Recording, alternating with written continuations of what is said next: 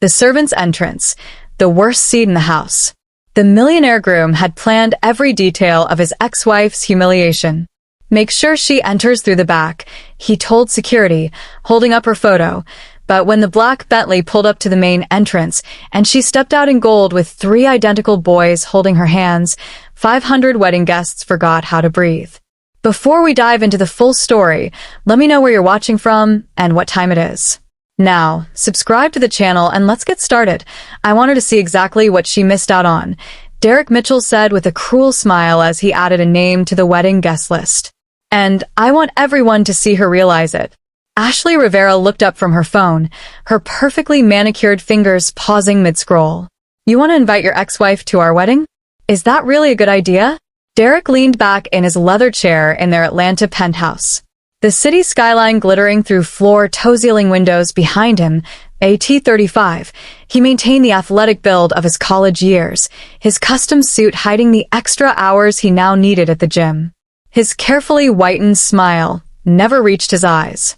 Trust me, sweetheart. Monica needs to be there. It's part of closing that chapter completely. Ashley hesitated.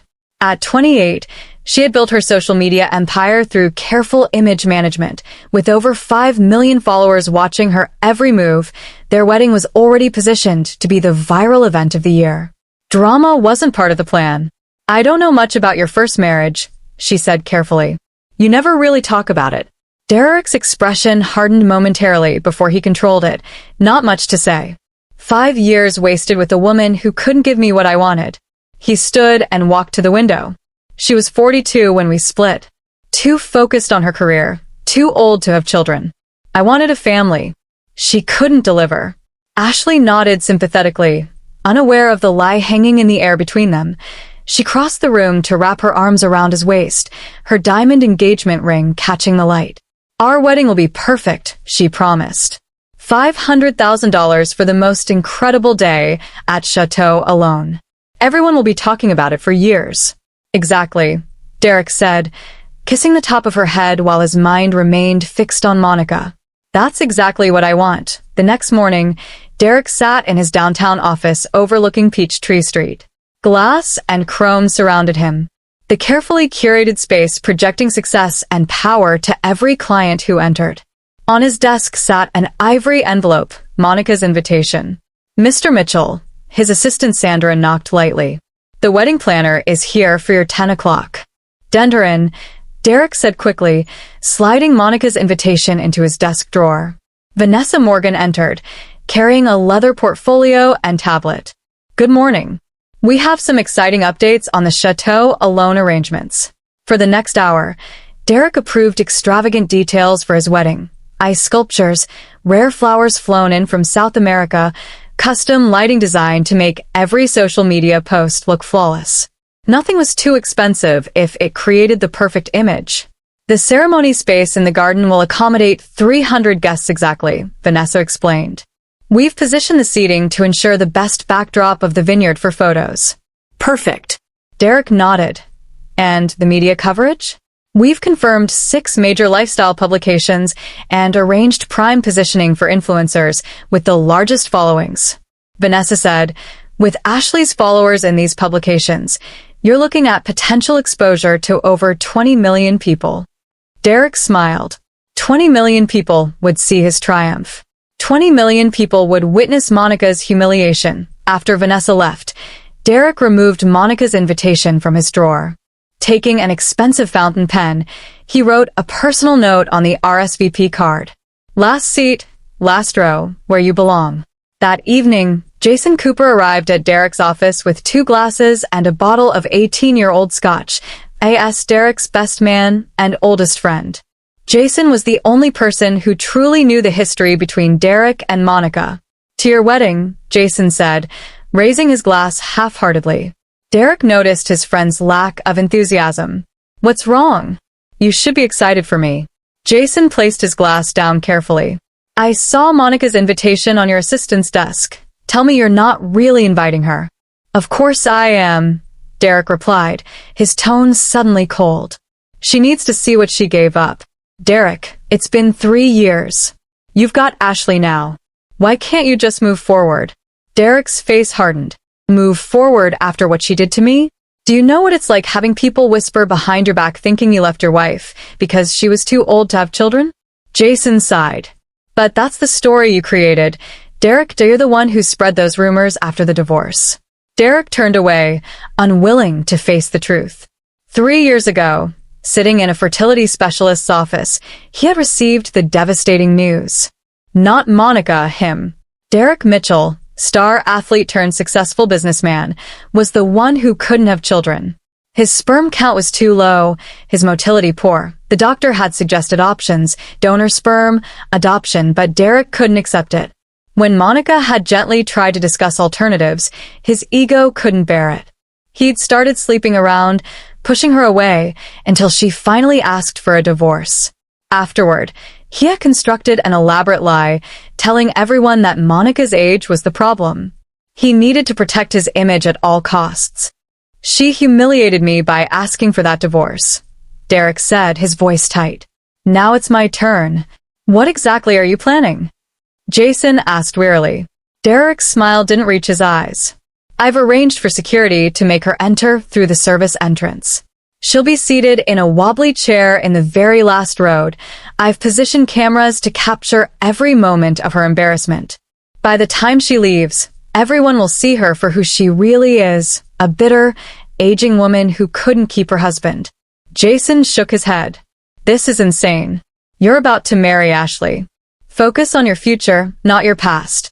My future includes watching Monica finally get what she deserves. Derek snapped. Are you with me or not? Jason downed his scotch. As your friend, I'm telling you this is a mistake, but I'll be standing next to you on your wedding day, even if I think you're making a terrible choice. After Jason left, Derek called the head of security at Chateau Elan. I'm sending over a photo of Monica Harrison. When she arrives, make sure she's directed to the service entrance. I want it to look like a mistake, but I want it done. Yes, sir. We'll handle it discreetly, the security chief promised. Derek ended the call and leaned back in his chair, imagining Monica's face when she realized what was happening. He pulled up his social media account where his most recent post with Ashley had garnered thousands of likes. Their relationship might have been a whirlwind 8-month romance, but online it looked like the perfect love story. Image was everything to Derek Mitchell, and soon everyone would see Monica's humiliation while witnessing his triumph. He sealed Monica's invitation, satisfaction flowing through him as he pictured her opening it in Boston, seeing his handwritten note. The perfect revenge was just weeks away. What Derek could know was that across the country, Monica Harrison's life had taken a turn he never could have imagined, one that would transform his carefully planned revenge into his own very public undoing. The white envelope with the Atlanta return address stood out among the stack of medical journals and bills in Monica Harrison's mailbox. She collected her mail after a long day of treating young patients at Boston Children's Hospital. The early spring evening brought a gentle breeze as she walked up the path to her 2-story brick home in the quiet suburban neighborhood. Mrs. Patel, I'm home. Monica called as she entered the warm house filled with the smell of cooking spices. The sound of small feet thundered down the hallway as 3 identical 5-year-old boys with curly black hair raced toward her. Mommy, they shouted in unison, nearly knocking her over with their enthusiastic hugs. Elijah, Ethan, Evan. Monica laughed, kneeling down to embrace her triplets. Were you good for Mrs. Patel today? They were angels, Mrs. Patel said, appearing from the kitchen with a wooden spoon in hand. The older Indian woman had been the boys' nanny since they were born. Evan finished his alphabet practice. Elijah built a tower taller than himself, and Ethan drew a picture of all of us. Monica smiled, placing her medical bag and the mail on the side table. That sounds wonderful. Thank you for watching them.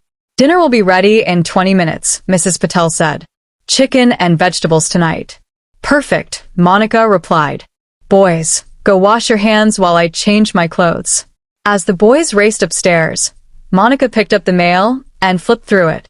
She paused when she saw the fancy cream-colored envelope with embossed lettering.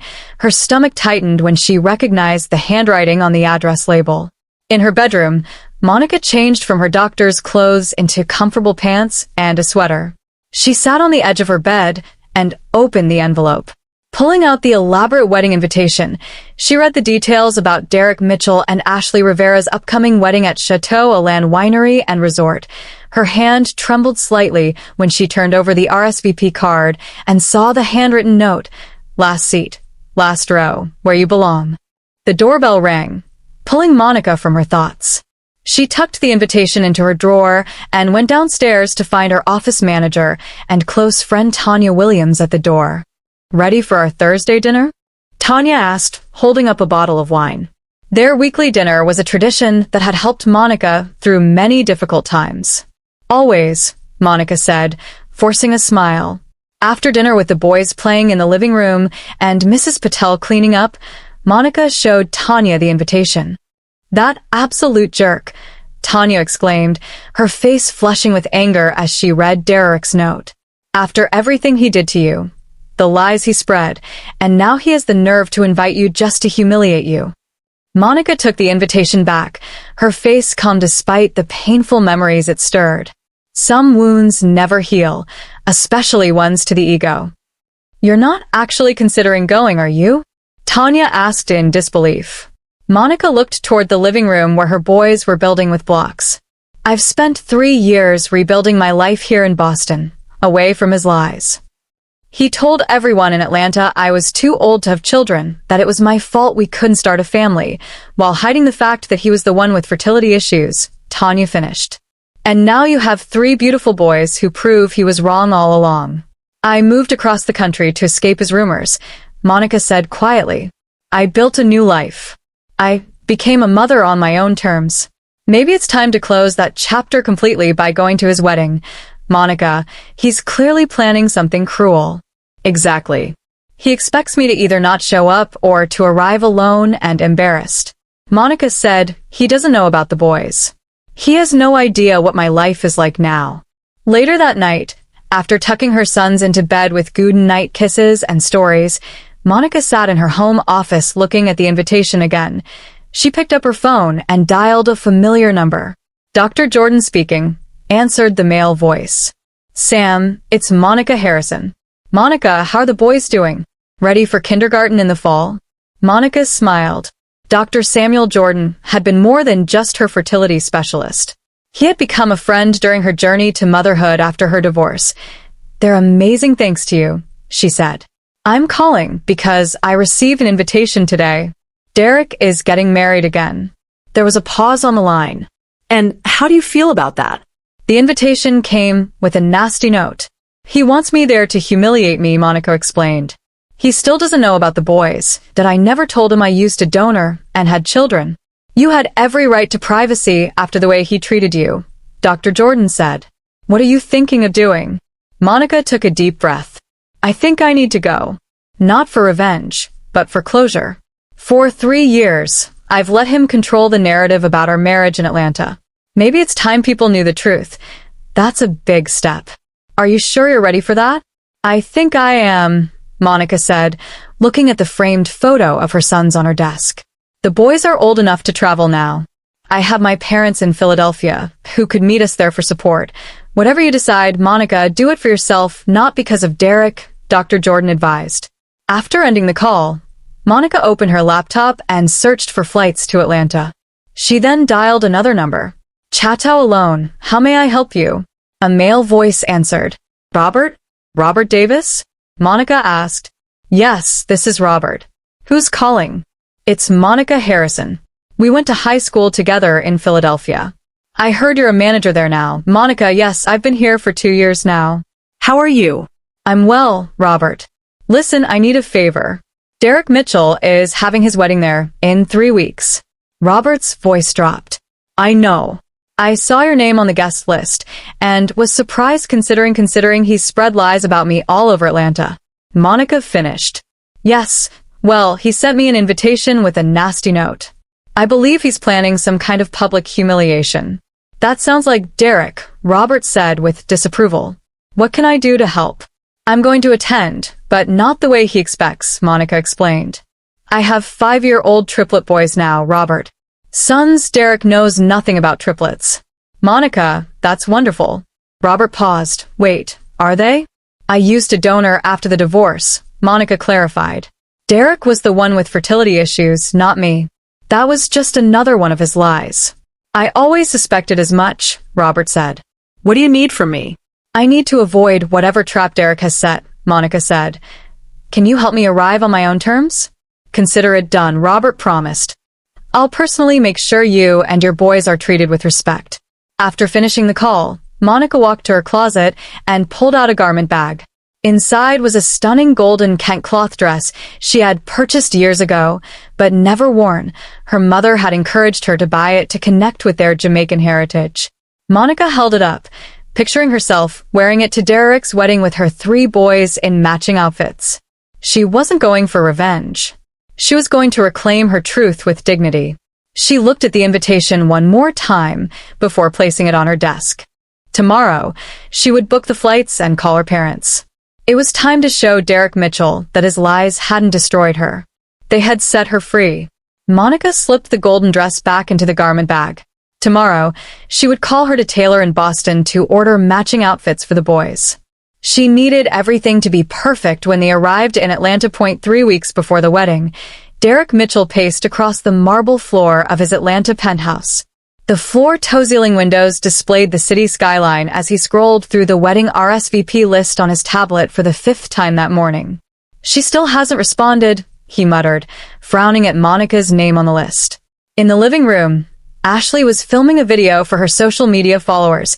She sat surrounded by elegantly wrapped gift boxes, her blonde hair perfectly styled, makeup flawless despite the early hour. Good morning to my 5 million besties, she said brightly to the camera. Today, I'm unboxing some amazing wedding gifts from our registry. Remember to swipe up for the link if you haven't checked it out yet. Derek watched her from the doorway, momentarily distracted from his obsession with Monica's lack of response. Ashley was the perfect trophy. Young, beautiful, famous, and completely unaware of his true motivations. How's the video going, sweetheart? He asked when she finished recording. Great. This set of crystal champagne flutes from Tiffany got 10,000 likes in just 5 minutes, Ashley replied, showing him her phone screen. We should head to Chateau Elon soon. Vanessa wants to finalize the seating chart today. Perfect, Derek said, his mind already returning to his plans for Monica. The Chateau Elam, the wedding planner, Vanessa met them in the grand ballroom where round tables were being arranged for the reception. The winery and resort spread out across the rolling Georgia countryside, vineyards visible through large windows. We've confirmed 298 guests so far, Vanessa said, consulting her clipboard. Just waiting on 2 more responses. Including Monica Harrison, Derek said immediately. Ashley glanced at him, noticing his intense focus whenever his ex-wife was mentioned. Yes, Dr. Harrison hasn't responded yet, Vanessa confirmed. I can follow up with a courtesy call if you'd like. No, Derek said quickly. She'll respond. Just make sure her seating assignment remains as I requested. Vanessa nodded. Last row as specified. Now, shall we review the menu selections? While Ashley discussed dinner options with Vanessa, Derek pulled aside Tom, the event manager. I need to speak with you privately about a specific guest, Derek said in a low voice. They moved to a quiet corner of the room. My ex-wife will be attending. I want to make sure her experience is memorable. Derek said, Sir. Tom looked confused, the chair at her assigned table. I want one leg slightly shorter than the others. Nothing obvious, just enough to make her uncomfortable all night. Derek instructed. And for her meal, make sure it's served last. Perhaps the kitchen could find a portion that's not quite as fresh as the others. Tom shifted uncomfortably. Mr. Mitchell, I'm not sure we can. I'm spending $500,000 on this event, Derek interrupted sharply. This is a personal matter. I'm simply asking for your discretion. Unbeknownst to Derek, Ashley had finished her conversation with Vanessa and had wandered within earshot. She caught the end of his instructions. Derek, she called, approaching the men. What are you talking about? Whose meals shouldn't be fresh? Tom excused himself quickly as Derek turned to Ashley with a practiced smile. Nothing important, sweetheart. Just dealing with a business rival who responded. Don't worry about it. Ashley frowned slightly.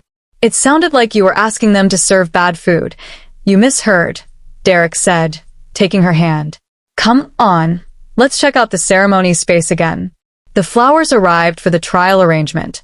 Ashley allowed herself to be led away, but the strange conversation lingered in her mind. That evening, they waited at Hartsfield-Jackson Atlanta International Airport for Ashley's father to arrive from Miami.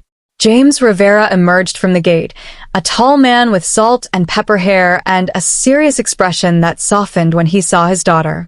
There's my girl, he said, embracing Ashley tightly. Dad, I'm so glad you came early to help with the final preparations, Ashley said. James shook Derek's hand with a firm grip that lasted a second too long. Derek, good to see you again. Welcome to Atlanta, James. We have reservations at Atlas for dinner, Derek said, maintaining his charming facade. At the restaurant, one of Atlanta's most exclusive dining establishments, James observed Derek carefully over his glass of bourbon. So, Derek, Ashley tells me you spared no expense for this wedding. $500,000 is quite a statement. Derek smiled. Only the best for Ashley. We want this to be the social event of the season. And your first wedding? Was it also such a production? James asked directly. Derek's smile faltered momentarily. No, much smaller affair, different circumstances. Dad, Ashley interjected. Please don't interrogate Derek about his past marriage. James held up his hands in surrender, but continued to watch Derek with calculating eyes. Later, while Derek was taking a business call outside the restaurant, James leaned across the table toward his daughter. Ashley, what do you really know about Derek's first marriage? Why did it end? Ashley sighed. Dad, I told you. His wife was older and couldn't have children. It was a mutual decision to divorce. And you believe that's the whole story? Why wouldn't I? Derek's been nothing but wonderful to me. James reached for his daughter's hand. I just want to make sure you're marrying the man, not the image. Something feels off. Dad, stop. You're being overprotective as usual, Ashley said, pulling her hand away as Derek returned to the table. In Boston, Monica sat in her attorney's office with a folder of documents spread between them. I don't plan to make any public accusations, Monica explained to her lawyer, Sarah Bennett. But I need to make sure all the documentation is in order just in case. Sarah nodded, reviewing the fertility test results from 3 years ago. That clearly showed Derek was the one with reproductive issues. These medical records, along with the documented evidence of his false statements about you, would be very compelling if you ever decided to pursue a defamation case, Sarah said. That's not my goal, Monica replied. I just want protection if he tries to publicly humiliate me at the wedding. Later that day, Monica spoke with a tailor who specialized in traditional African clothing. I need 3 matching outfits for my sons in the same golden Kent cloth as my dress, Monica explained, showing photos of the boys. They need to be ready in 2 weeks. They're beautiful children, the tour commented. They'll look wonderful in Kent. Thank you, Monica said with a smile. They're excited about their first trip to Atlanta. That evening, Monica practiced with her sons about what to say if people ask questions at the wedding. If someone asks about your daddy, what do you say? Monica asked gently. Elijah, the most outspoken of the 3, answered. We have a special family. Just Mommy and us and Grandma and Grandpa. That's right, Monica said, hugging them. And if anyone says mean things about Mommy, we don't listen to mean people, Ethan said firmly. Perfect. Monica smiled, fighting back tears at their innocent wisdom. Back in Atlanta, Derek received an unexpected call from Vanessa, the wedding planner. Mr. Mitchell, I wanted to inform you about the staff assignments for your wedding day. She began. Robert Davis will be the manager on duty. Robert Davis, Derek repeated, the name immediately setting off alarm bells. Why him specifically? He's our senior event manager now, Vanessa explained. He specifically requested to oversee your wedding when he saw the names. Derek's grip tightened on his phone. Robert Davis from Philadelphia. Monica's friend from high school. I believe so. Is there a problem? I want him reassigned, Derek demanded. Get someone else to manage my wedding. I'm sorry, Mr. Mitchell, but that's not possible at this point. Mr. Davis is our most experienced manager, and all other staff are already assigned to other events that day. After hanging up, Derek paced his office. Anger building.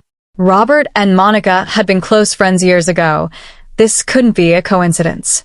He picked up his phone again and dialed the security company handling the wedding. I need extra measures for a specific guest. He said, Monica Harrison, I want her monitored from the moment she arrives until she leaves. If she tries to cause any disruption, remove her immediately. As he ended the call, his computer chimed with a new email notification. The wedding RSVP system had updated. Derek clicked on the notification, his heart racing as he saw Monica Harrison had finally responded. His eyes widened as he read her response. Yes, attending with +3 guests. Derek stared at his computer screen, his face pale. +3 guests, he muttered, clicking the mouse repeatedly, as if the information might change. Who the hell is she bringing? He grabbed his phone and called the wedding planner immediately. Vanessa Monica Harrison just RSVP'd with 3 guests. The invitation was only for her. Fix this. I'm sorry, Mr. Mitchell, Vanessa replied calmly. But all guests are allowed a +1, and your ex-wife's invitation didn't specify otherwise. +1, not +3. Derek snapped. The system allows it unless we set limitations. I can call her if you'd like to. No, Derek interrupted. Don't contact her. Just make space at the back table. He ended the call and immediately dialed the security company. This is Derek Mitchell. I need to update the security plan for my wedding. His voice was tight with controlled anger. Monica Harrison is now bringing 3 unknown guests. I want them all photographed upon arrival. Monitor them constantly. If they cause any disruption, remove them immediately. The following morning, Derek met with the head of security at Chateau Elon, a former police officer named Bill Jenkins.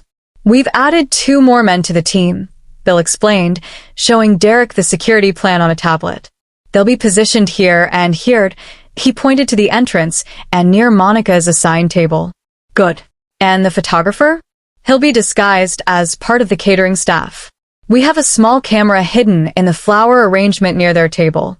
Derek nodded, satisfaction momentarily replacing his anxiety. Perfect. Make sure the service entrance plan is still in place. I want her and whoever she's bringing to enter through the kitchen area. Yes, sir. We've informed the door staff to direct them that way. As Bill left, Jason arrived at Derek's office, finding his friend staring intensely at his computer screen. Checking the wedding details again, Jason asked. Derek looked up. Monica, RSVP'd. She's bringing 3 people with her. Jason sat down heavily. Derek, this is getting out of hand. Who cares if she brings guests? Why are you so obsessed with her? I'm not obsessed. Derek snapped. I'm protecting my wedding from whatever she's planning. Your wedding or your ego. Jason leaned forward. It's been 3 years. You have Ashley now. A new life. Let it go. Derek's face hardened. You don't understand what she did to me. What she did. Jason's voice rose. She asked for a divorce after you cheated on her multiple times. After you lied about why you couldn't have children. Keep your voice down, Derek hissed, glancing toward the door. I was there, remember? Jason continued more quietly. I was at that doctor's appointment with you when you found out about your fertility issues. I watched you lie to Monica, to everyone, blaming her age instead of accepting the truth. Derek stood up, fists clenched. I'm warning you, Jason. Or what? You'll find a new best man. Go ahead. Jason stood too. But someone needs to tell you the truth before you ruin your life again. This revenge fantasy is pathetic. If Ashley knew what you were really doing, she doesn't need to know. Derek cut him off. And if you were really my friend, you'd support me instead of judging me.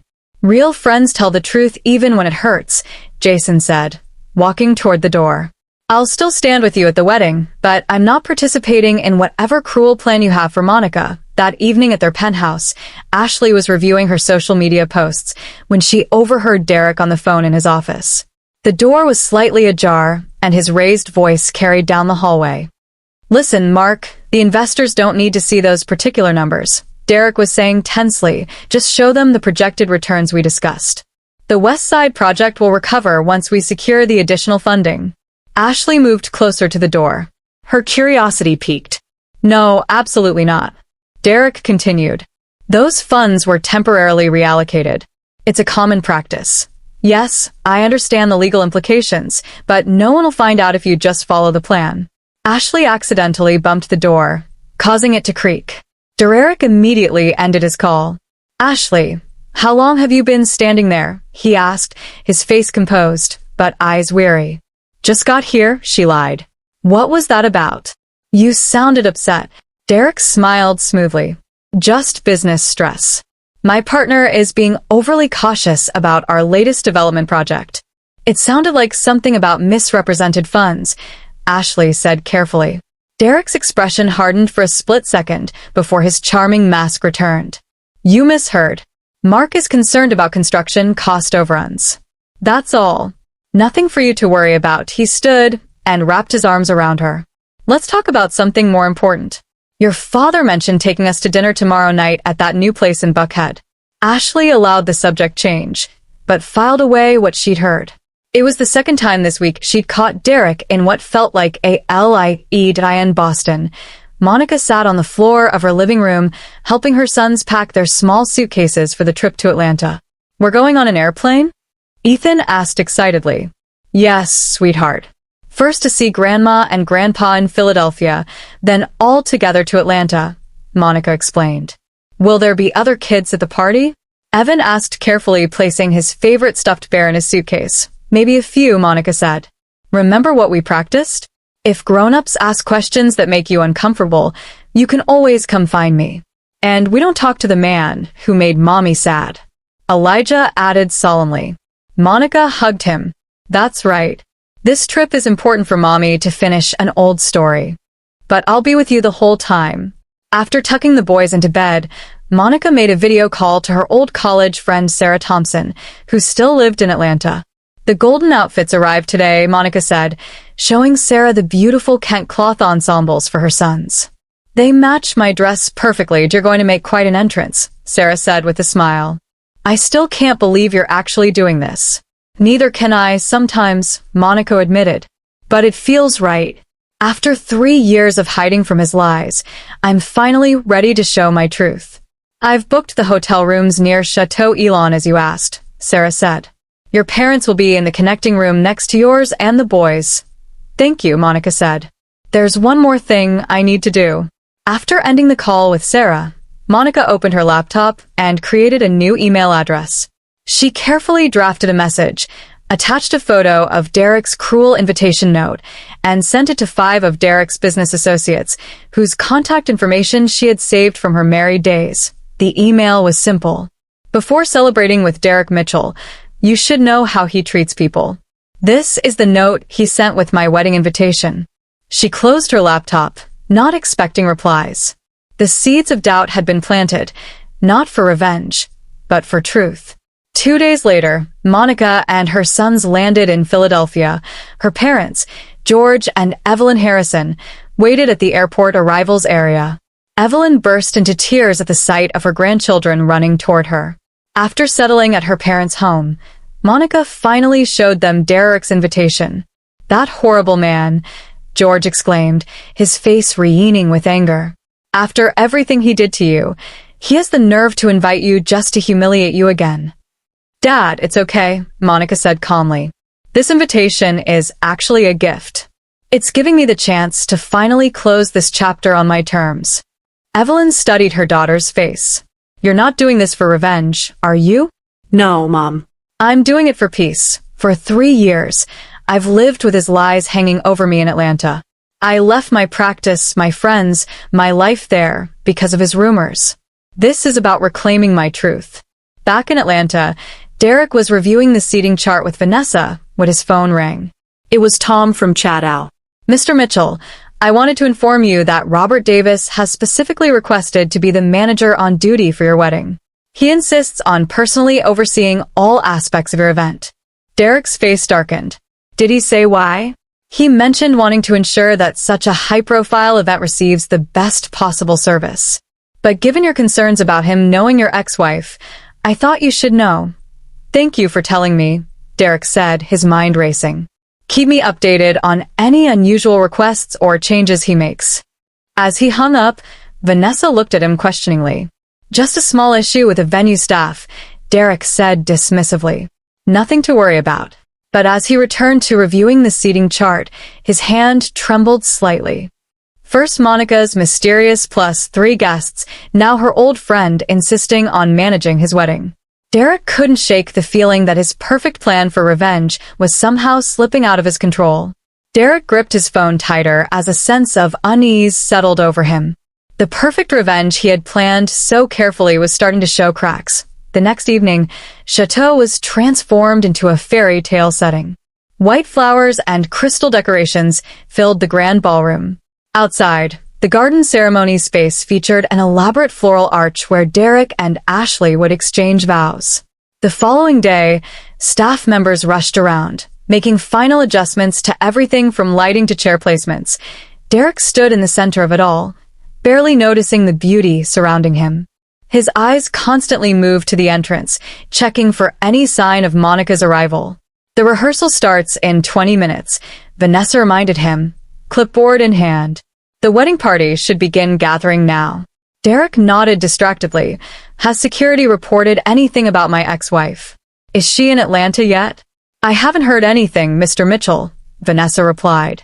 Should I check with them? Yes. Tell them to alert me the moment she checks into her hotel. Ashley approached, stunning in a white cocktail dress for the rehearsal. She frowned as she overheard Derek's request. Are you still worried about Monica? She asked. This seems like more than just making sure she doesn't cause trouble. Derek forced a smile. Just being thorough, sweetheart. Everything needs to be perfect. As Vanessa walked away, Ashley spotted a folder in Derek's hand. She glimpsed what looked like a printed schedule with Monica's name highlighted. What's that? She asked, reaching for it. Derek pulled it away quickly. Nothing important, just some security arrangements. Let me see, Ashley insisted, her voice firm. Reluctantly, Derek handed her the folder. Inside was a detailed schedule titled Monica Harrison Monitoring Plan. It included arrival times, seating placement, and instructions for staff to report her movements throughout the wedding. Derek, this is excessive, Ashley said, her eyes widening. You have someone assigned to follow her the entire time. And what's this about cameras specifically positioned to capture her reaction during our vows? It's just precautionary, Derek said, taking back the folder. You don't know what she's capable of. Before Ashley could respond, Derek's parents arrived. Harold and Patricia Mitchell were both in their 60s, dressed impeccably as they always were for public appearances. There's our boy, Harold boomed, clapping Derek on the shoulder. Ready for the big day? Everything's under control, Dad, Derek said, grateful for the interruption. Patricia embraced Ashley. You look beautiful, dear. Such a young, fresh bride for our Derek. Ashley smiled uncomfortably at the emphasis on young. The rehearsal proceeded smoothly, with the wedding party practicing their entrances and positions. Afterward, they moved to a private dining room at the resort's restaurant for dinner.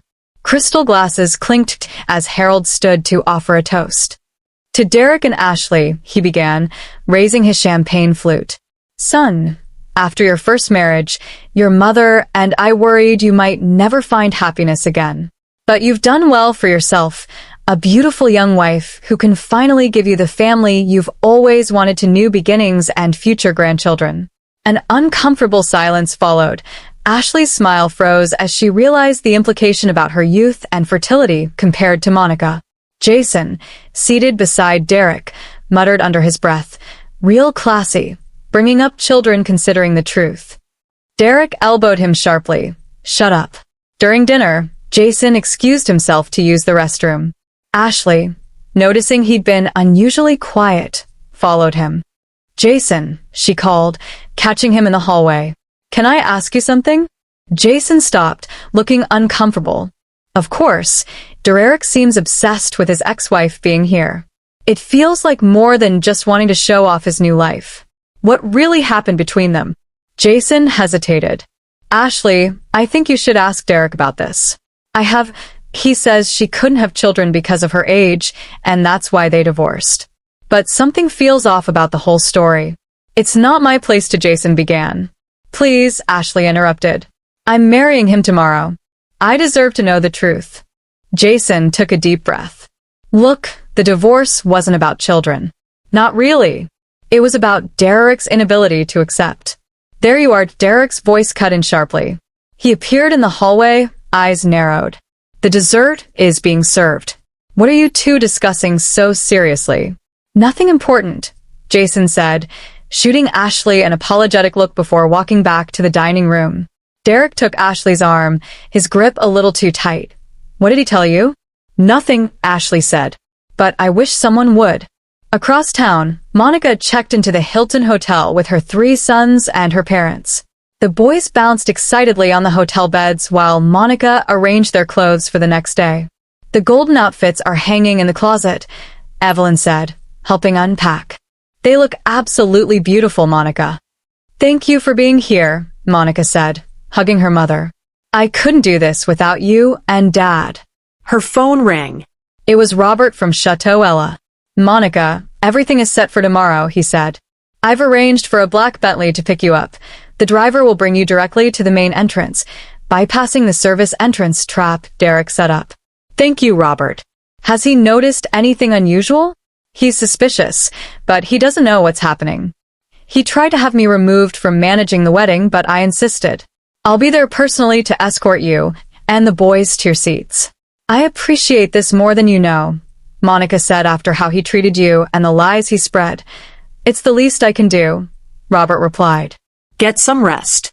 Tomorrow will be quite a day. After hanging up, Monica helped her sons prepare for bed.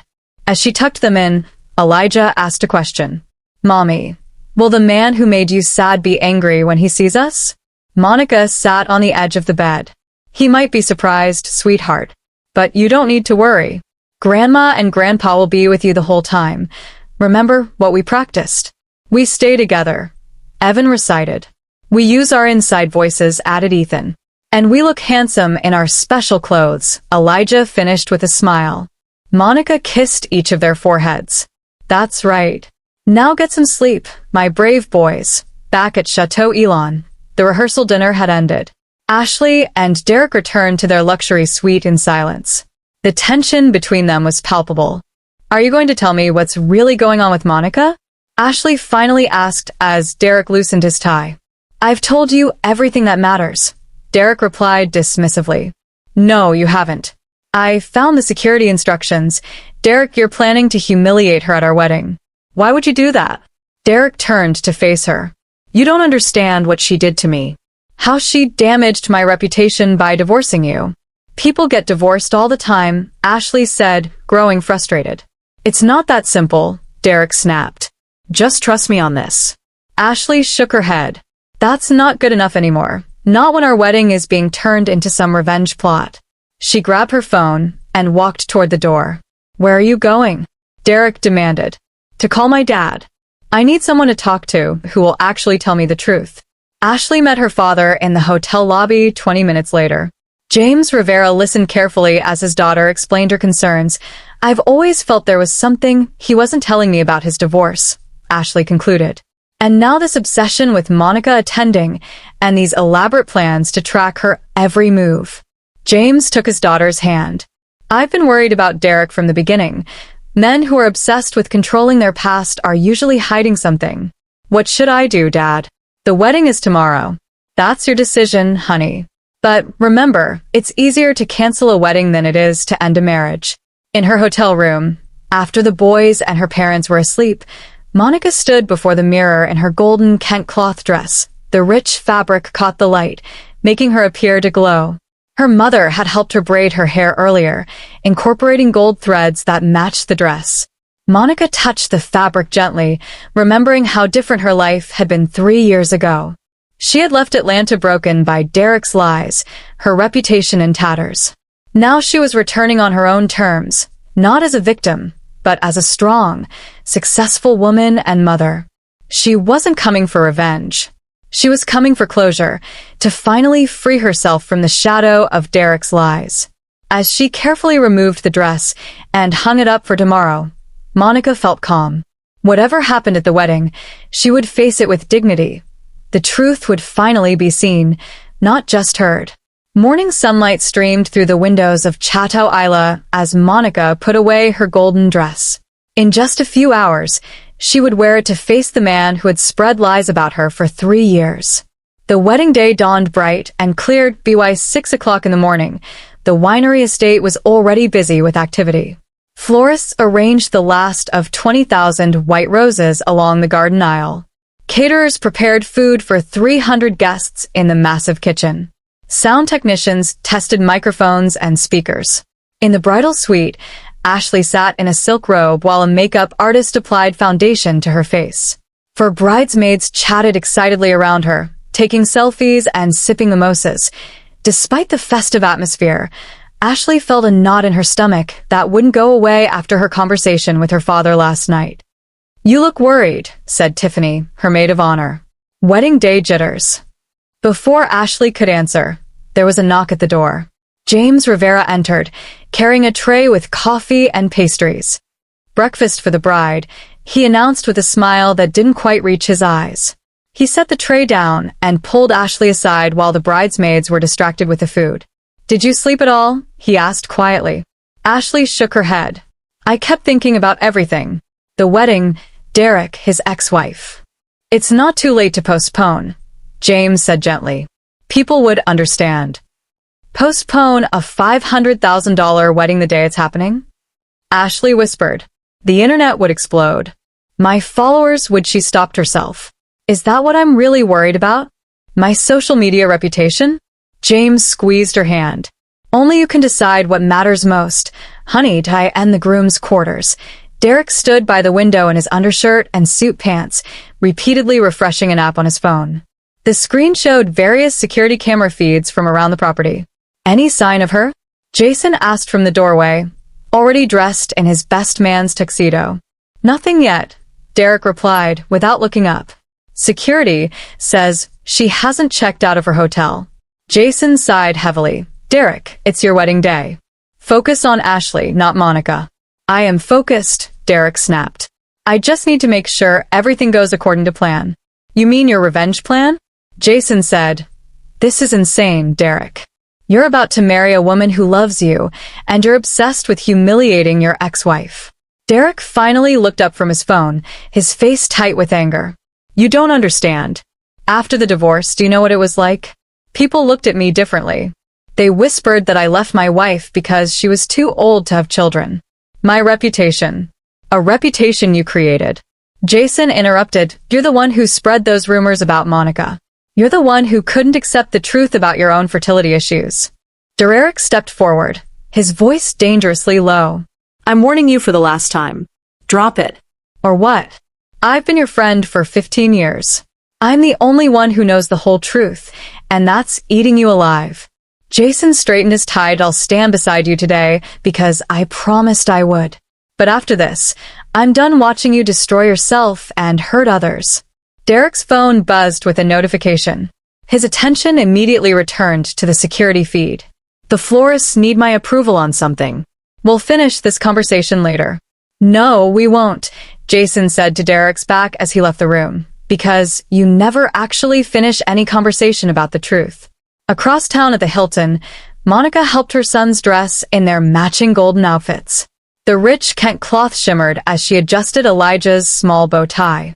"You look so handsome," she said, smiling at her 3 boys standing in a row. At 5 years old, they were identical with their curly black hair and brown eyes like little princes, Evelyn added, herself resplendent in a traditional Jamaican dress of deep purple. George Harrison adjusted his tie, looking distinguished in his dark suit. "Are you sure about this, Monica? It's not too late to change your mind." "I'm sure, Dad," Monica replied as she stepped into her golden dress. "This isn't about revenge. It's about finally standing in my truth." Her phone rang. It was Robert from Chateau Ella. "The Bentley will arrive at your hotel in 1 hour." He said, "Derek has security watching all entrances, but they're expecting you to arrive alone through the service entrance. They have no idea about the boys, everything else set." Monica asked. Yes, I've arranged for you to be seated in the front row, not the back where Derek wanted you.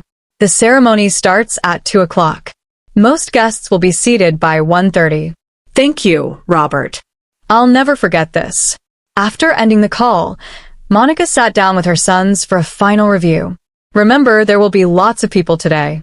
Some might look surprised to see us, because we're so handsome, Evan asked innocently. Monica smiled. Yes, partly. And because they don't know about you. If anyone asks questions that make you uncomfortable, what do? Come find you, or grandma or grandpa. The boys recited together. Perfect, Monica said, hugging them close. Back at Chateau Allen, Derek was confronted by Michael Porter, his business partner, in a quiet corner of the garden. We need to talk, Michael said, his expression serious. I've been receiving strange emails about you. Several other investors have mentioned them, too. Derek frowned. What emails? Michael showed him his phone. Someone sent us copies of a nasty note you wrote on a wedding invitation to your ex-wife. I asked this real. Derek? Derek's face palled as he saw his own handwriting. Last seat, last row where you belong. This is a private matter, Derek said, snatching the phone to look more closely at the email. Who sent this? Anonymous account, but they've sent it to at least 5 major investors in our West Side project. Michael lowered his voice. Between this and the financial discrepancies I found last week, people are asking questions about your character, Derek. This could affect our business. The financial situation is temporary, Derek hissed. And this, he waved the phone. This is just personal drama. Handle the investors. Tell them whatever you need to. I'll deal with it tomorrow. There might not be a partnership tomorrow if this gets worse, Michael warned before walking away. Derek stood frozen, his mind racing. Who could have sent those emails? Only one person had access to that invitation. Monica, he whispered, his hands curling into fists. In the bridal suite, Ashley was nearly ready. Her gown, a custom designer creation with delicate lace and crystal beading, hung nearby as the makeup artist applied the finishing touches. I need to use the restroom before getting into that dress, Ashley said, standing up. Too many nerves and mimosas. On her way back from the bathroom, Ashley passed Derek's dressing room. The door was ajar, and she could see his tuxedo jacket draped over a chair. A folded paper was sticking out of the pocket. Glancing around to make sure no one was watching, Ashley quickly took the paper. It was a security memo with detailed instructions about Monica Harrison. Special handling procedures. Direct to service entrance. Place at wobbly table in back row. Photographer assigned to capture expressions. Security to monitor and remove if causing disturbance. Ashley's hands trembled as she read the cruel, detailed plan. This wasn't just precaution. This was calculated humiliation. And at the bottom was a handwritten note in Derek's writing. Make sure she knows her place. What are you doing with my jacket? Derek's voice made Ashley jump. He stood in the doorway, his expression darkening when he saw the paper in her hands. What is this? Ashley asked, holding up the security memo. Is this really how you treat people, Derek? Planning to humiliate your ex-wife at our wedding? You don't understand, Derek said, reaching for the paper. Monica deserves this after what she did to me. What exactly did she do? Because every time I ask, you give vague answers about your divorce. What are you hiding? Derek's face hardened. This is not the time, Ashley. We have a wedding in 2 hours. 300 guests are arriving. Your social media team is already setting up for the live updates. I don't care. Ashley's voice rose. I need the truth, Derek. Right now. Before Derek could answer, his phone buzzed urgently. The head of security was calling. Mr. Mitchell, we have a situation. There's a black Bentley approaching the main entrance. It's not on our approved vehicle list, and the driver is refusing to redirect to the service area. Derek's face drained of color. Who's in the car? We can't see clearly through the tinted windows, sir, but it's not just one person. Derek looked at Ashley, then at his phone, clearly torn between handling his fiancée's questions and dealing with Monica's arrival. Stall them, he ordered into the phone. I'll be right there. As Derek rushed from the room, Ashley stood alone holding the security memo, her wedding dress still hanging unworn as the clock ticked closer to ceremony time. Ashley crumpled the security memo in her hand as Derek disappeared down the hallway. Outside, the guests were taking their seats in the garden ceremony space. The string quartet played soft classical music while ushers in black tuxedos guided people to their chairs. At the main entrance of Chateau Allen, a sleek black Bentley rolled to a stop point. Two security guards approached the vehicle, speaking into their radios. "The car is here," one guard reported, waiting for Mr. Mitchell's instructions. Derek rushed out of the main building, straightening his bow tie. His face was flushed with anger and anxiety. "Sir," the guard said, "the driver insists this guest enters through the main entrance. Who authorized this?" Derek demanded, glaring at the tinted windows of the Bentley. Robert Davis stepped forward from the entrance. "I did, Mr. Mitchell. As the manager on duty, I made executive arrangements for Dr. Harrison's arrival." "You had no right," Derek began, but stopped as the driver opened the Bentley's rear door. Monica emerged first, a vision in her golden Kent cloth dress. The rich fabric caught the sunlight, and the intricate gold jewelry at her neck and wrists gleamed. Her hair was styled in an elegant updo with gold threads woven throughout. She stood tall, her expression calm and dignified. Guests who were still arriving paused to watch. Many recognized Derek's ex-wife, and whispers began immediately. Derek's shock at Monica's appearance quickly turned to horror as three small boys in matching golden outfits stepped out of the car behind her. The triplets stood in a row beside their mother, identical with their curly black hair and bright eyes. "That's impossible," Derek whispered, his face draining of color. Monica nodded politely to Derek, but didn't speak to him. Instead, she turned to Robert. "Thank you for arranging our transportation," she said. "My pleasure, Dr. Harrison," Robert replied loudly enough for nearby guests to hear. "Your seats are ready in the front row as requested." "The front row?" Derek sputtered. "No, absolutely not. You were assigned to the back." One of Monica's sons tugged at her dress. "Mommy," he asked in a clear voice that carried to the gathering crowd, "is this the man who told lies about you?" Gasps rippled through the onlookers. Phones appeared as guests began recording the unexpected confrontation. "Elijah, remember what we discussed about indoor voices?" Monica said gently to her son. Then to Derek, she simply said, "We're here as invited guests, Derek. Nothing more." Monica's parents emerged from the Bentley behind the children. George Harrison placed a protective hand on his daughter's shoulder while Evelyn took hold of two of the boys' hands. Vanessa, the wedding planner, rushed over with a clipboard. "There seems to be some confusion. Dr. Harrison, your seating assignment is Dr. Harrison and her family will be seated in the front row," Robert interrupted firmly. "As my personal guests," Derek grabbed Robert's arm. You work for me today. "I paid for this entire event and I work for Chateau Ella," Robert corrected, removing Derek's hand. "And we don't discriminate against guests or force them through service entrances." More guests gathered around watching the scene unfold. Derek's parents pushed through the crowd, his mother, Patricia's face tight with confusion. "Derek, what's happening?" Patricia asked, then froze when she saw the three boys. "Who are these children?" "Ask your son," Monica replied calmly. "He's known about my fertility for years." Derek stepped between Monica and his mother. "She used a donor. This is just a stunt to ruin my wedding." "Is that true?"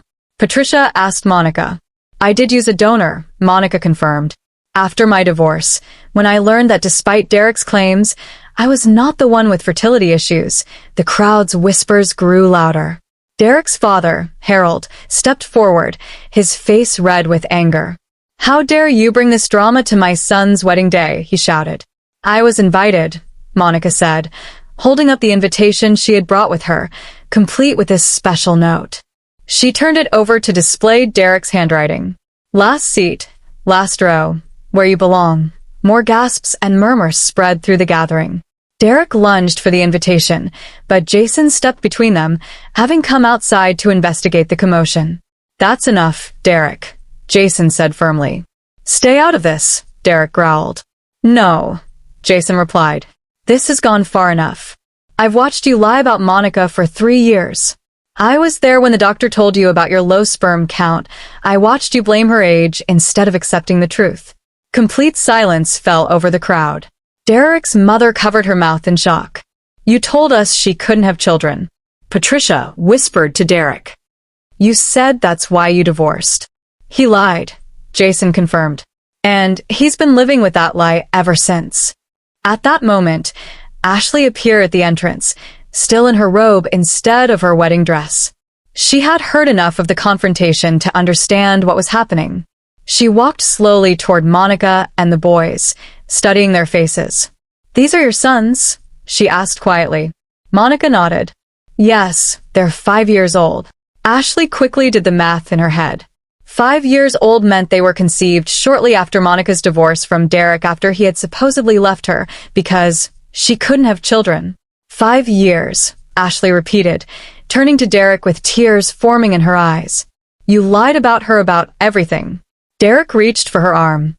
Ashley, please let me explain. Explain what? That you've spent our entire relationship obsessed with hurting your ex-wife? That you lied about why your marriage ended? Ashley pulled away from him. I found your security plans to humiliate her. I heard what Jason said about your fertility issues. It was never about her age, was it? You don't understand, Derek pleaded, aware that most of their wedding guests were now watching the scene, many recording with their phones.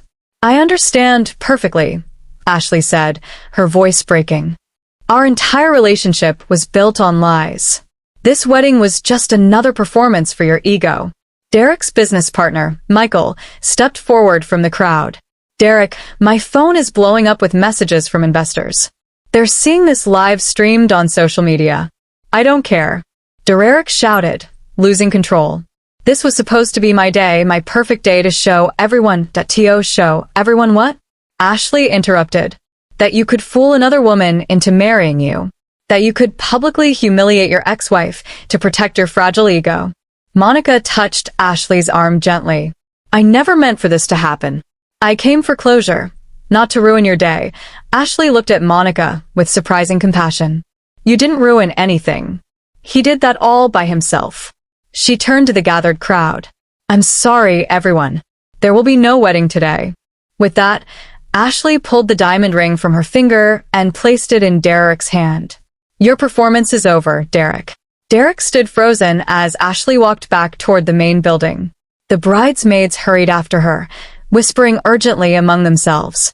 Ashley, wait, Derek called, finally finding his voice. You can't do this. Everything is paid for. The photographers, the media coverage. Let her go, Jason said quietly. It's over.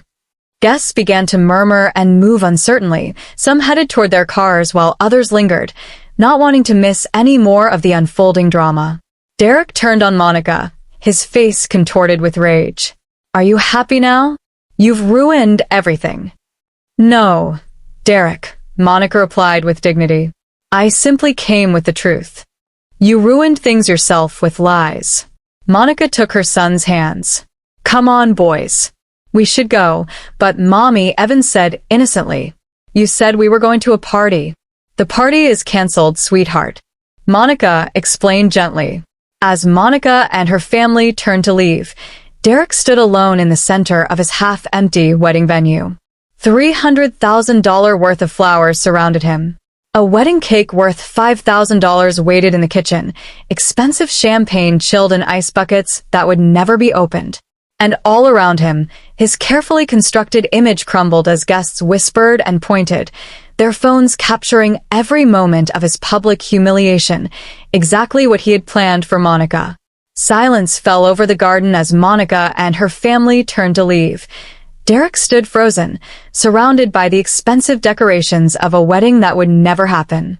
The white roses that had cost $20,000 were already beginning to wilt in the afternoon Georgia heat. Wait, called a voice from the crowd. James Rivera, Ashley's father, stepped forward. Dr. Harrison, may I speak with you for a moment? Monica paused, her hands still holding her son's. Of course. James glanced at Derek with undisguised contempt before addressing Monica. I think my daughter would like to speak with you before you leave. Dad, what are you doing? Ashley called, having returned from the building now dressed in jeans and a blouse, her wedding gown abandoned. The right thing, James replied. Something that should have happened months ago. Derek finally broke from his stupor. Ashley, please. We can still fix this. The guests, the press, we can explain this as a misunderstanding. His microphone, still clipped to his lapel from the ceremony preparations, carried his words through the garden's speaker system. Guests who had been leaving turned back, drawn by the amplified drama. A misunderstanding, Ashley repeated, her voice catching the microphone's range as she approached. You mean like how you misunderstood which one of you had fertility issues? Derek grabbed for the microphone, but the damage was done. He yanked it off his lapel, but then made a terrible decision. He approached Monica directly, still holding the live microphone. What kind of stunt is this? He demanded, his voice booming through the speakers. You show up with these kids just to ruin my wedding? One of Monica's sons, Elijah, the most outspoken, looked up at Derek with innocent curiosity. Mommy, is this the man who told lies about you? The boy's clear voice carried through the microphone. Derek still clutched. Gasps rippled through the remaining guests. Monica remained composed, her voice calm as she replied, Derek, I came to close a chapter not to disrupt yours. By parading around children that look exactly like triplets I supposedly couldn't give you. Derek snapped, his voice still amplified. You used a sperm donor because of your own fertility issues. Don't pretend otherwise. Monica's reply was measured, but clear enough for the microphone to catch. We both know whose fertility issues ended our marriage, Derek. The crowd fell silent. Derek's mother covered her mouth in shock, while his father's face turned deep red. Ashley approached Monica slowly. Are those boys 5 years old? She asked, doing the math in her head. When Monica nodded, Ashley turned to Derek with tears streaming down her face. You lied about her, about everything. Ashley, please, Derek began, but was interrupted by his business partner, Michael, who was reading something on his phone with growing concern. Derek, I'm getting texts from all our major investors, Michael said urgently. They're withdrawing support from the West Side project. This scene is being live-streamed on social media. I don't care about that right now, Derek shouted. You should, Michael replied grimly. Because I'm also getting documentation about financial irregularities. Did you really think you could hide the misappropriated funds forever? As Derek's professional life crumbled alongside his personal one, Jason stepped forward to address the stunned guests. I've known the truth for 3 years, Jason admitted loudly. I was with Derek at the fertility clinic when he received his diagnosis, that I watched him create the lie about Monica's age being the problem. I stayed silent when he spread rumors that destroyed her reputation in Atlanta. Jason turned to Monica. I'm sorry. I should have spoken up sooner. Ashley had heard enough. She marched up to Derek, grabbed her bridal bouquet from a nearby table, and threw it directly at his chest. We're done, she stated firmly. Completely done. As she walked away with her bridesmaids and father, the wedding guests began to leave in earnest, whispering and texting about what they had witnessed. Social media was already exploding with hashtags like #weddingfail and #DerekExposed. Derek stood alone, the fallen bouquet at his feet as his parents approached. Is it true? His mother asked quietly. All this time you lied about why your marriage ended. Not now, Mom? Derek muttered. Yes, now, his father demanded. Did you lie about being able to have children? Derek couldn't meet their eyes. You wouldn't have understood. Dad always talked about carrying on the Mitchell name. I couldn't tell you I couldn't have children. It was easier to blame her age. His parents exchanged disappointed looks before walking away without another word. Meanwhile, Monica found herself approached by Vanessa, the wedding planner. Dr. Harrison, I believe the bride would like to speak with you. Vanessa said she's in the bridal suite. Monica hesitated, looking at her sons and parents.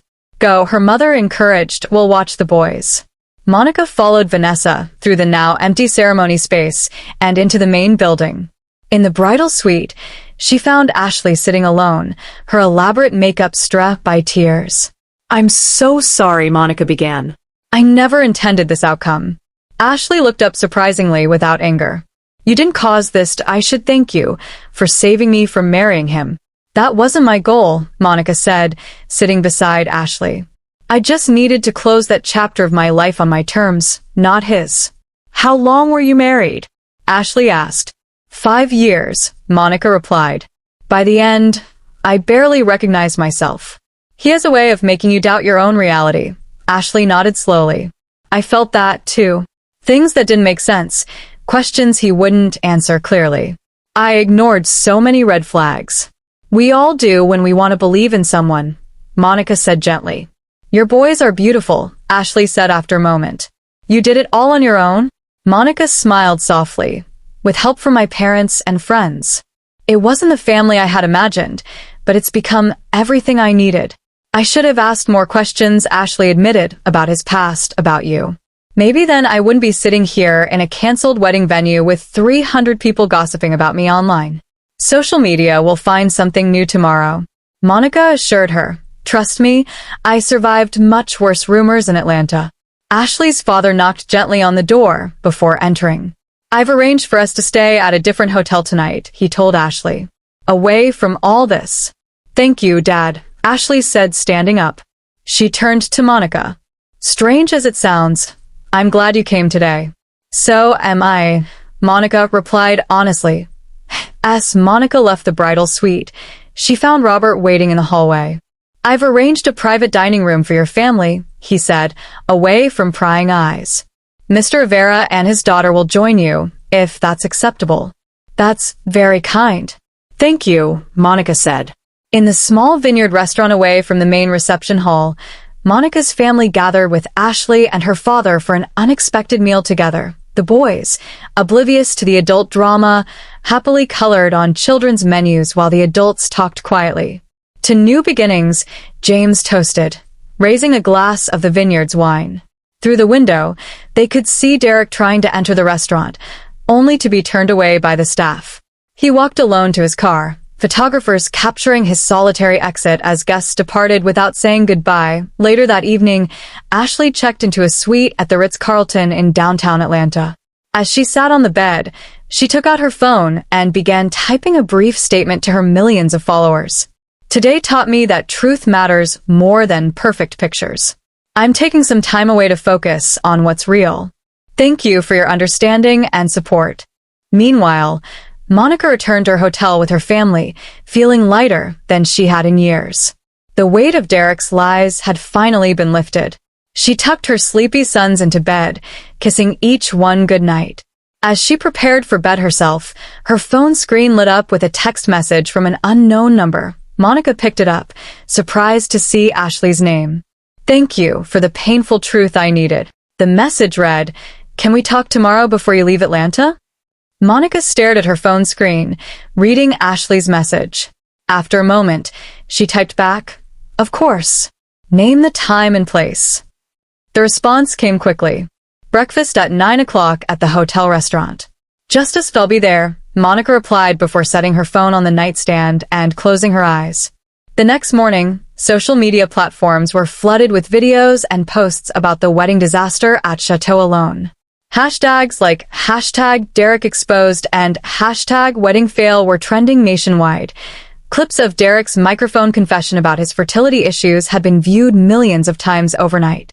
In his hotel suite, Derek sat surrounded by empty minibar bottles, frantically calling his publicist. I don't care what time it is, he shouted into the phone. This needs to be fixed now. There must be a way to spin this. Derek, it's gone viral. His publicist explained. Every major news outlet has picked it up. Your ex-wife's triplets, your lies about fertility issues, your fiancée throwing her bouquet at you. It's everywhere. Then pay to have it removed. That's your job. It doesn't work that way. Once something spreads this far, Derek hung up and immediately called his lawyer. Jeffrey, I need you to threaten Monica with a lawsuit. Defamation, public humiliation, something. On what grounds? The lawyer asked. From what I've seen, she didn't make any false statements. In fact, you confirmed her version of events on a hot microphone. She planned this. She brought those kids just to ruin my wedding. Derek, I have to advise you that pursuing legal action would only keep this story in the news cycle longer, and discovery would require you to prove your claims, which might expose more details you don't want public. Derek continued making desperate calls. Across town, Monica met Ashley for breakfast at the Ritz-Carlton restaurant. Ashley wore sunglasses despite being indoors, her eyes still puffy from crying. "Thank you for coming," Ashley said as Monica sat down. "I'm sure this isn't how you planned to spend your morning in Atlanta. I'm glad you reached out," Monica replied. "How are you holding up?" Ashley removed her sunglasses, revealing re-ened eyes. "Honestly, I'm humiliated, but also relieved. Does that make sense?" "More than you know," Monica said with a gentle smile. "I felt the same way after my divorce was finalized." The waiter brought coffee, and Ashley stirred hers absently. "I keep thinking about all the warning signs I ignored. The way he'd change the subject whenever I asked about his past, how he'd make me doubt myself when things didn't add up." "That's his specialty," Monica said, "making you question your own perceptions." "Were you surprised when you found out about his fertility issues?" Ashley asked. Monica took a sip of coffee before answering. "Not entirely. We've been trying to have children for 2 years with no success, but Derek refused to consider that he might be the one with problems. When the test results came back, he couldn't accept it.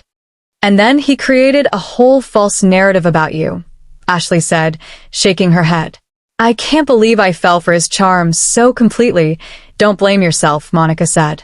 "Derek is very good at presenting exactly what people want to see." Ashley looked up. "How did you move forward after everything he did to your reputation in Atlanta?" "One day at a time," Monica answered honestly.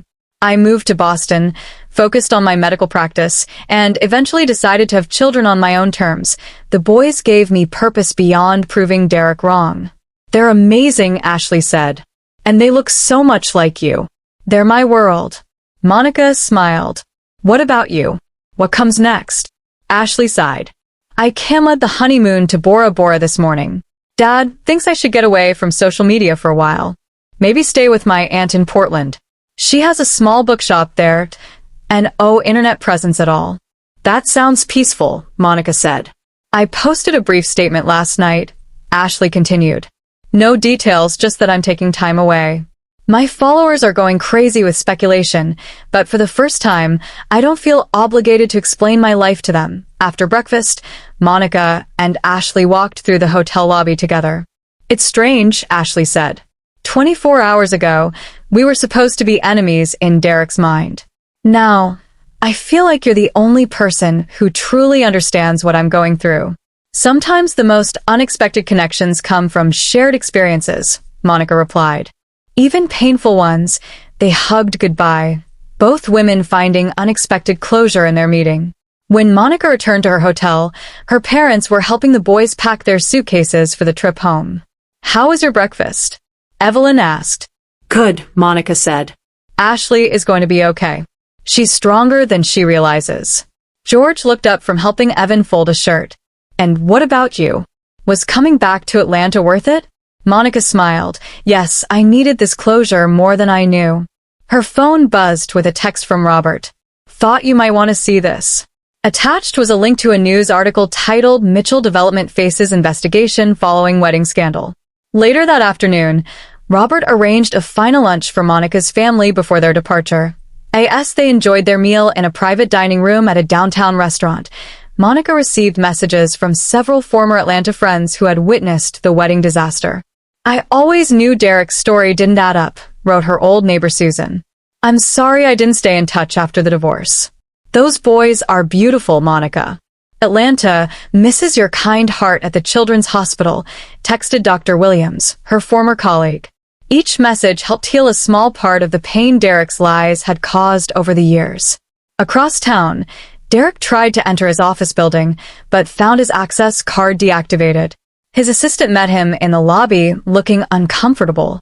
"I'm sorry, Mr. Mitchell. Michael called an emergency board meeting this morning. They voted to place you on administrative leave pending an investigation into the financial irregularities." "They can't do that." "This is my company," Derek shouted. "Actually, sir, you only own 40%. The board has majority control," the assistant explained, handing him a letter. They've also frozen the company accounts you have access to until the audit is complete. Derek stood in the lobby, letter in hand, as employees stared and whispered. His phone buzzed with a notification. Ashley had posted a new video that was quickly going viral. In it, she spoke candidly about recognizing manipulation and emotional abuse, never mentioning Derek by name, but making the reference clear. By evening, Monica and her family were at the airport waiting for their flight back to Boston. The boys played happily with toys from the airport gift shop while Monica scrolled through more supportive messages from old friends. Ready to go home? George asked his daughter. Yes, Monica said with a smile. I think I'm finally free of Atlanta's ghosts. As their flight took off, Monica looked down at the city lights below. The place that had once been filled with painful memories now represented something different. The power of truth and dignity over lies and manipulation. Meanwhile, Derek sat alone in his penthouse, surrounded by wedding gifts that would need to be returned. His phone had stopped ringing. His social media accounts were flooded with negative comments. Even his parents had left town without saying goodbye, deeply disappointed by his deception. He poured another drink and opened his laptop, wincing as he saw a new headline. Wedding that wasn't. How Derek Mitchell's revenge plot backfired. The article featured side-by-side photos. One of Monica with her beautiful sons in their golden outfits, smiling with dignity. The other of Derek alone and scowling as he left Chateau alone. In a final blow, he received an email from his real estate broker. Given recent events, the sellers of the Buckhead mansion no longer wish to accept your offer. Derek closed the laptop and stared out at the Atlanta skyline.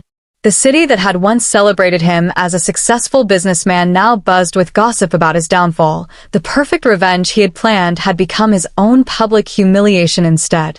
Derek stared out at the Atlanta skyline as his perfect life crumbled around him.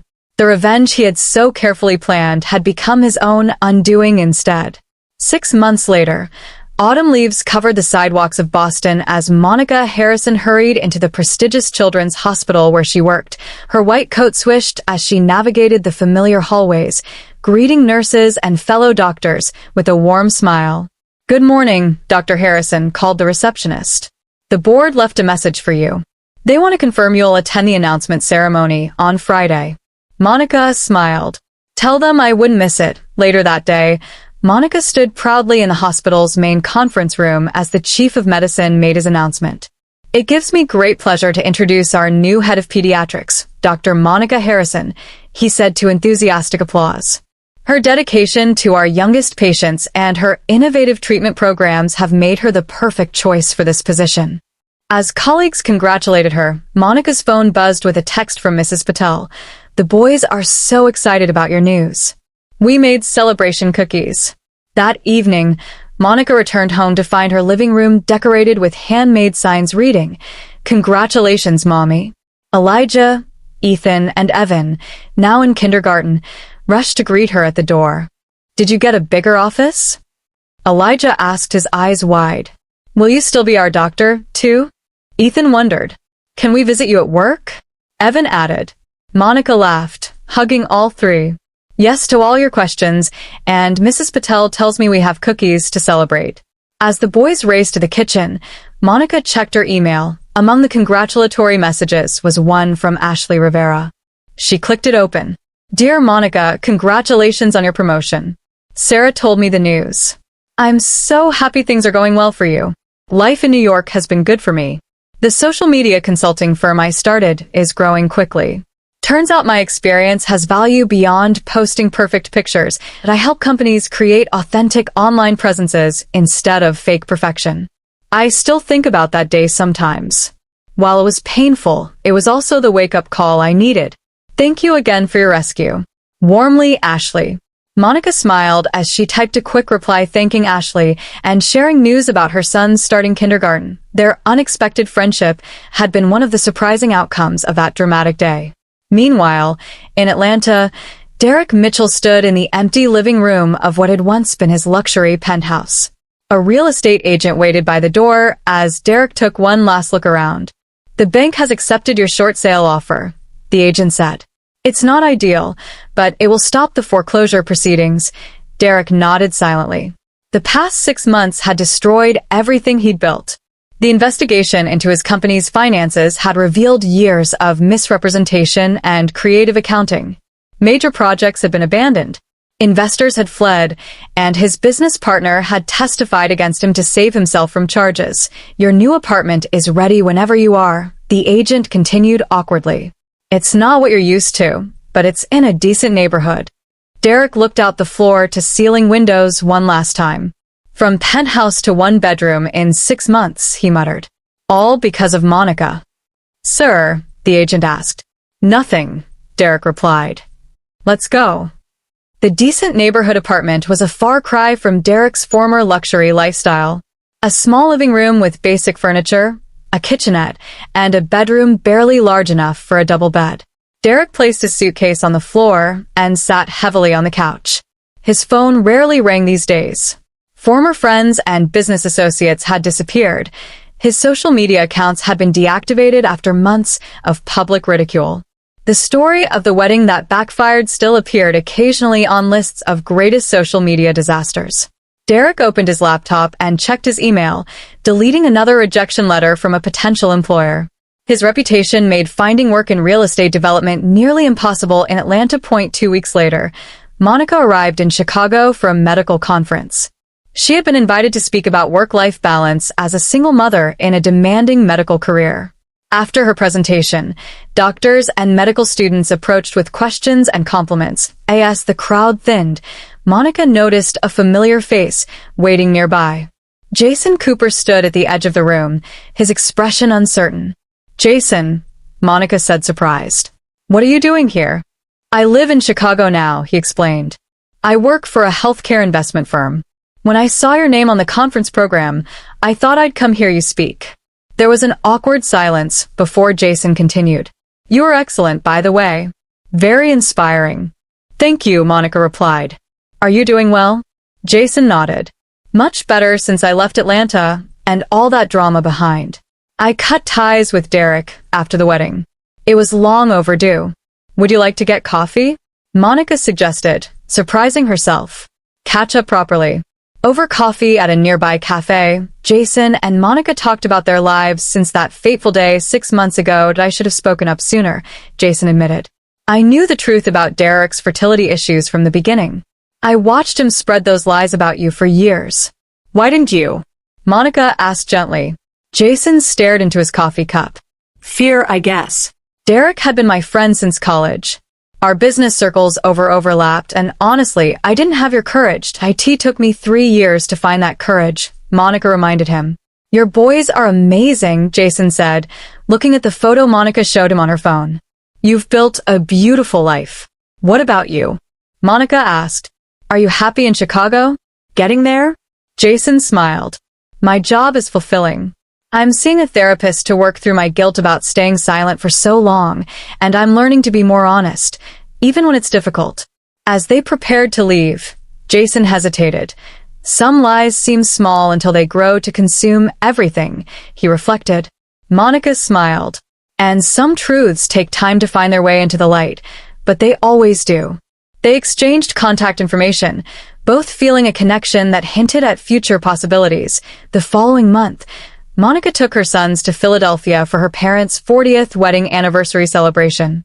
The Harrison family gathered in George and Evelyn's backyard for a barbecue on a warm summer evening. Cousins played with the triplets, while Monica caught up with relatives. "Those boys grow more every time I see them," her uncle remarked. "You're doing an amazing job with them, Monica." "Thank you," she said. "They make it easy to be a good mother." As Monica helped her mother serve dessert, her phone buzzed with a news alert. Ashley had sent her a link to a business news article with the message, "Thought you might want to see this." The headline read, "Mitchell Development files for bankruptcy after failed restructuring attempts." Monica opened the article and skimmed it quickly. Derek's company had collapsed completely. The once successful developer had lost everything. His business, his reputation, his wealth. "Bad news?" Evelyn asked, noticing her daughter's expression. Monica put her phone away. "No, just an update on something from the past." She smiled and looked at her sons playing happily with their cousins. "Nothing that matters anymore." You seem at peace, Evelyn observed. After everything that happened in Atlanta, I wasn't sure you'd ever truly move past it. I have, Monica assured her. The best revenge wasn't exposing Derek's lies. IT was building a life so full of joy and purpose that his actions became irrelevant. Evan ran up to Monica, tugging at her hand. Mommy, come see the fort we built. I'd love to. Monica laughed, allowing herself to be pulled toward the children's play area. As twilight fell, the family gathered for a group photo. Monica stood with her sons in front of her, her parents beside her, surrounded by aunts, uncles, and cousins. Everyone smiled as the camera flashed. This was her truth. Not the lies Derek had spread, not the revenge he had planned, but the beautiful reality she had built for herself and her children. A life based on honesty, dignity, and love. Later that night, as Monica tucked her sleepy sons into bed at her parents' house, Elijah asked a question that caught her by surprise. Mommy, are you happy even though we don't have a daddy like other kids? Monica sat on the edge of the bed, looking at her 3 beautiful boys. I'm happier than I ever thought possible, she said truthfully. Our family might look different from some others, but it's perfect exactly as it is.